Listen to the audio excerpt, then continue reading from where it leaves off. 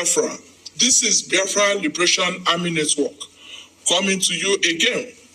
Please do subscribe, like, share, and comment. Of him, I call him my friend. He's a friend of Biafra. So when Biafra come, we're going to give him a title. So we'll be working very closely, dialoguing with U.S. Congress, having a bunch of meetings. So we are more than friends. Elias, welcome to today's town hall meeting. Thank you. I just want to provide my greetings. I'm kind of bouncing around today, but I thought it was important for me to address all of you in our town hall, especially given the recent circumstances. I think, yes, we are in a challenging time with the challenges with the recent developments regarding the Prime Minister, but I think this is only a temporary step back. We have to continue with what we're doing, and what has happened will not deter us. And I just want to assure all of you that I will be in Finland, with the difficulties that that we are facing.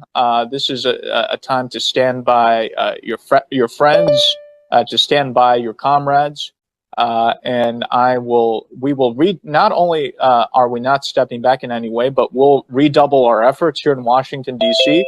To help the Biafran government, to help the Prime Minister.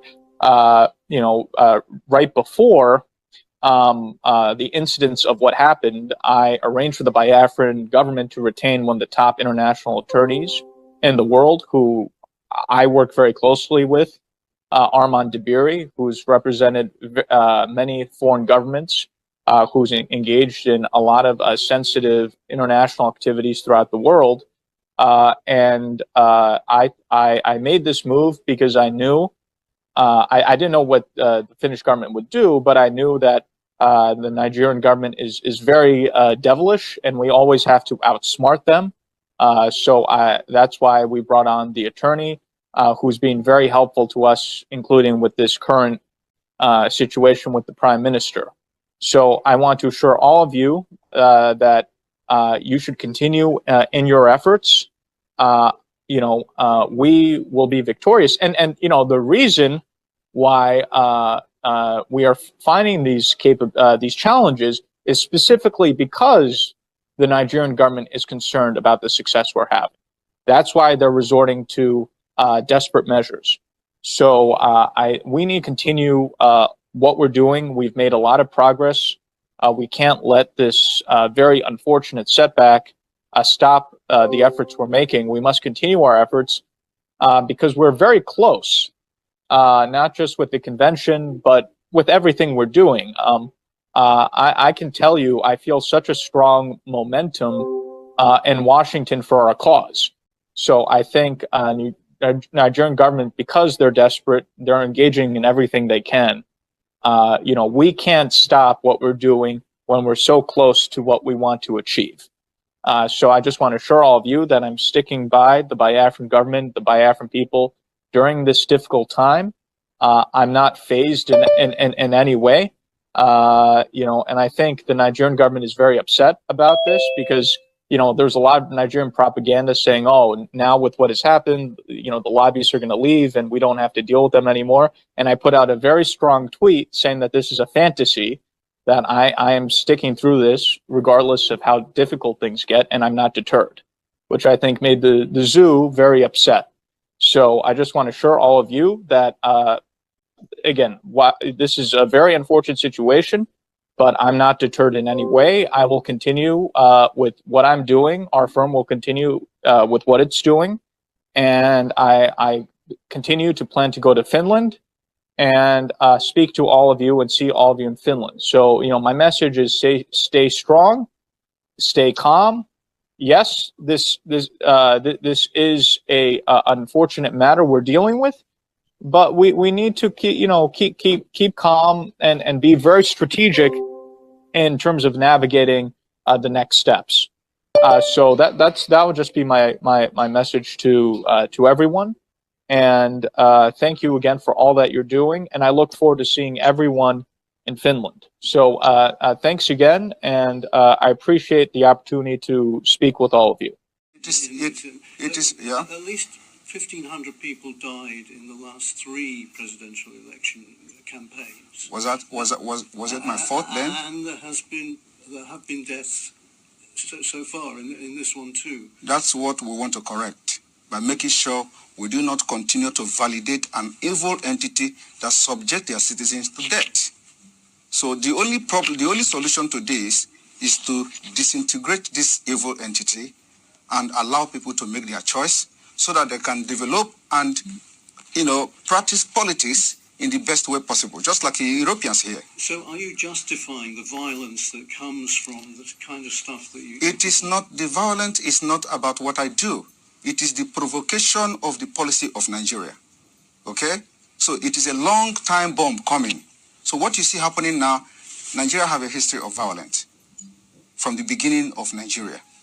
After independence, every election in Nigeria has witnessed violence. So it is not about me. I am here as a good guy to put an end, to have a lasting solution to the violence that have caused the life of thousands of Nigerians. But do you not accept that some of the things that you say has engendered this kind of... From your own perspective, you can translate it and interpret it however you want. But from my own perspective, I think I am the good guy trying to teach the people that they have a right. So there's no blood on your hands? There is no blood on my hand. There are more blood on those supporting the election, supporting this particular coming election. They have more blood in their hand. In Imo State, you have a governor that have invaded his own state, killed people, and why are you people not talking about that? Those are the people that have blood in their hand. All the people that have been elected in Nigeria since 1960 all have had bloods in their hand, and nobody is asking the question. I am just the good guy who say enough is enough. Somebody have to say something, and somebody have to do something, and we're doing it. But couldn't you make more progress if you were in the tent, as it were, not rather than out of the tent? You can't. In another country. Sorry? You're in Finland. Yes. So wouldn't it be better if you went back home and did the political thing there? You should know. You see, I learn from what happened to others. I don't want to put my life in danger because the country, as far as I'm concerned, does not exist. Any country that does not respect the rule of law does not exist. You're scared you might be killed?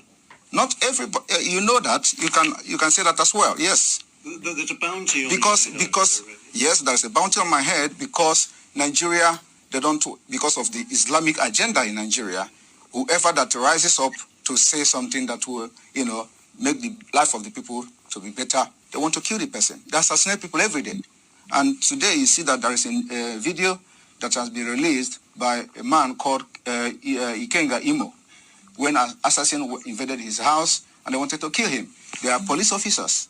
But if there is no CCTV, they will say unknown gunmen. These are the people that are causing all this crisis in Biafra land. But without that video, everybody has concluded that they are unknown gunmen. Today we have known them. What are the government doing about it? What are the international community doing about it? Every evidences that have surfaced anywhere about CCTV camera, it has always been security agent from the Nigeria state. Nobody is talking about that. That is what we are fighting against. We are defending ourselves and we have armed ourselves to fight Nigeria till the last day. We have done it before. The only difference now is that today we have social media. If social media was there in the 1960s, somebody will do what I'm doing today. In those days, we have a man called Okokondem. Okokondem was broadcasting for Radio Biafra and was propagating Biafra stuff, but because there were no social media, so he would have done even more than I'm doing today, I believe so. So this is what will make a difference. And my activities on social media is educating the people, telling them they are right, that you have a right to say no, and you have the right to say yes. Who's funding you and your organization? Biafra people are funding my organization. Not the Tinubu party? I have nothing to do with Tinubu. And it's very funny. A lot of people said Tinubu paid me 25 million. How is that possible? How is it possible? You're denying he did. I don't know who is Tinubu. I have never communicated with anybody close to him. Just like the way they forged the letter. The reason why this letter issue, Nigeria is a criminal country. They breed criminals. And that's what we're fighting against. The reason why the letter on get sorted out easily and fast was because it was against Finland. And Finland have to officially react to the letter. And the letter went viral. There are so many lies against me out there on social media. Nobody could come and say it is not true. Okay? So that is, and those lies, when they continue to say it and maintain it, it becomes truth when nobody debunk it. You talk about criminals. Do you think the candidates for the presidency are criminals? They are all criminals. Yes. All of them. Even Peter Obi. Peter Obi is a criminal. But he's a